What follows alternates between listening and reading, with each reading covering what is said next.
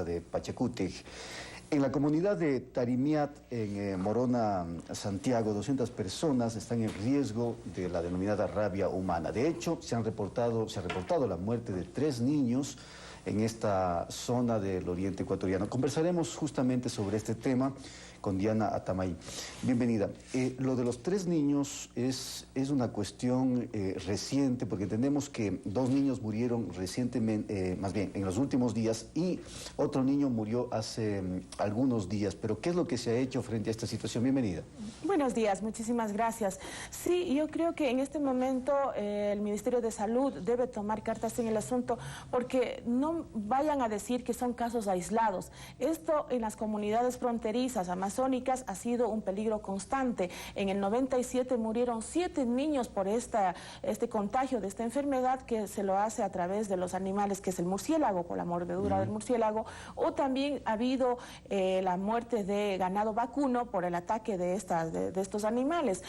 Ahora tenemos la posibilidad de denunciar, porque la inoperancia de las autoridades de salud, representantes de este gobierno que dicen ser del siglo XXI, por respuestas totalmente irresponsables que se nos han dado en un momento determinado, en un momento triste, levantamos la voz y exigimos al Ministerio de Educación que nos diga, que nos explique o empiece inmediatamente un nuevo programa de atención preventiva a las comunidades amazónicas que tienen este riesgo permanente en su salud. ¿No se dio un proceso de vacunación justamente por la vulnerabilidad que tienen las poblaciones de esta zona y por la presencia justamente de estos murciélagos vampiro, que son los que transmiten de alguna manera la rabia? Ninguna de ellas. Precisamente ahora son alrededor de 50 personas que viven en la comunidad de Tarimiat que necesitan de la vacuna, que consiste en 7 dosis, digamos, o 7 aplicaciones por persona, y que están cercanas a otras comunidades, por ejemplo, la cabecera parroquial de Huasaga, que son como 800 habitantes que necesitan para tener esta medicina preventiva con la vacuna, porque están en alto riesgo. Además, Agrocalidad debe intervenir para controlar la proliferación de estos animales, y también el Ministerio de Salud mira la posibilidad de donar toldos, porque como sabemos, las casas Shuar en la frontera, en las comunidades, no tienen paredes, no tienen puertas, no tienen ventanas, y sobre todo las personas de la tercera edad y los niños son los más vulnerables a ser atacados por estos animales. ¿Cuántas personas están en riesgo en esta comunidad en los actuales momentos? En este momento, 50 personas que pertenecen en la comunidad de Tarimiat y otras que están alrededor. Por eso le digo, hay que hacer un cerco epidemiológico para poder prevenir, porque estas aves están en toda la frontera amazónica. Entonces, no es solamente el cantón Taisha en estas comunidades, sino toda la frontera amazónica donde ha habido la proliferación de estos animales. ¿Qué pasa con los centros de salud, con los médicos, con los hospitales en la zona?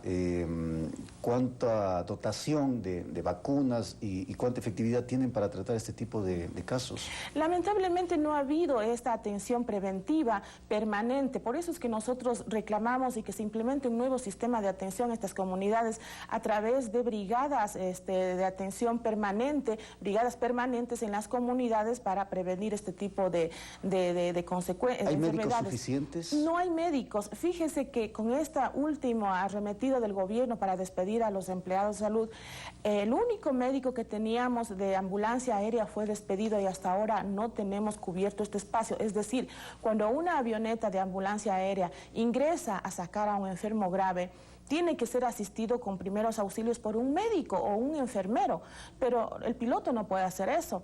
Entonces, este cargo está vacío por el momento, y exigimos que se llene esta vacante, porque no podemos tratar como un saco de papas a las personas, subirles a la avioneta y ver cómo llega cuando llega a un centro de salud más cercano.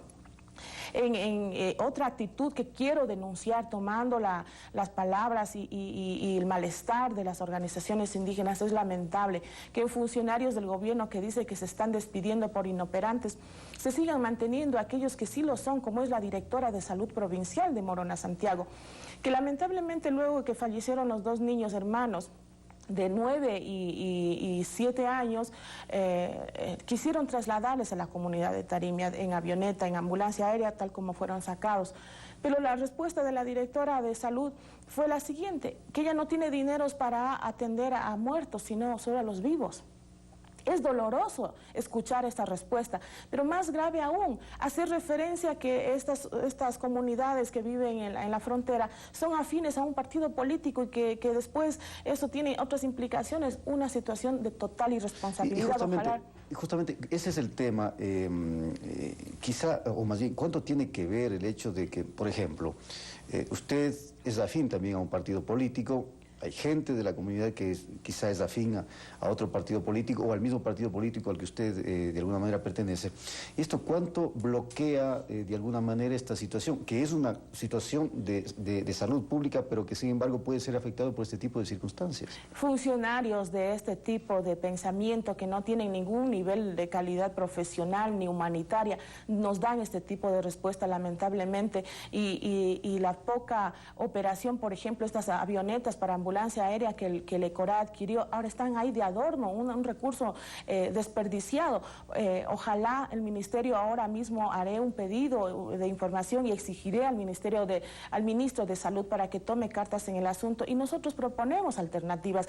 Precisamente hay las autoridades provinciales y locales, las alcaldías están dispuestos a colaborar para que el Ministerio emprenda un proceso de atención permanente con brigadas permanentes en las comunidades, implementar botiquines comunitarios, capacitación. Yo creo que es una forma de llevar adelante el bienestar en estas comunidades y por supuesto las autoridades locales están dispuestas a compartir esta responsabilidad con el Ministerio de Salud. Ojalá el ministro sea sensible a esta situación de la Amazonía. Mientras tanto, no se ha tomado cartas en el asunto, es decir, ¿ha habido algún tipo de acción por parte de las autoridades de salud frente ya a estas 3 muertes y al riesgo de las otras personas? ¿Ha habido algún tipo de gestión? Lamentablemente se espera que hayan estos resultados trágicos para echar la mirada a estas comunidades. Si estas acciones y estas medidas se hubieran tomado antes, con los antecedentes, reitero, que ya ha habido 7 niños muertos, animales, y se ha advertido esto al Ministerio de Salud, no estuviéramos en estas circunstancias. Pero ahora es importante, hay que tomar cartas en el asunto y sabemos que hasta el día de hoy no han entrado las brigadas para la vacunación y aquí hay que considerar que hay que hacer esfuerzos conjuntos y eso es una actitud responsable, no solamente de denunciar como lo estoy haciendo ahora. Los gobiernos locales están dispuestos a colaborar porque un vuelo para entrar a Tarimiat, por ejemplo, tienen que entrar por 50 minutos de vuelo que se alquila una avioneta, cuesta $500 solo la entrada. Y una vez que se llega a la cabecera parroquial, que es Huasaga, se tiene que caminar 3 o 4 horas para llegar a Tarimiat. Entonces las circunstancias de la logística son altamente costosas, se demora mucho, pero eso debe conocer y actuar con esas circunstancias, tener un plan de acción preventiva especial para las comunidades amazónicas del Ministerio de Salud, pero parece que sus funcionarios no están trabajando para eso. Se ha comprobado que la muerte de los niños, yo había mencionado, de acuerdo a las denuncias, de acuerdo al reporte que he recibido, ha sido justamente por esta rabia humana.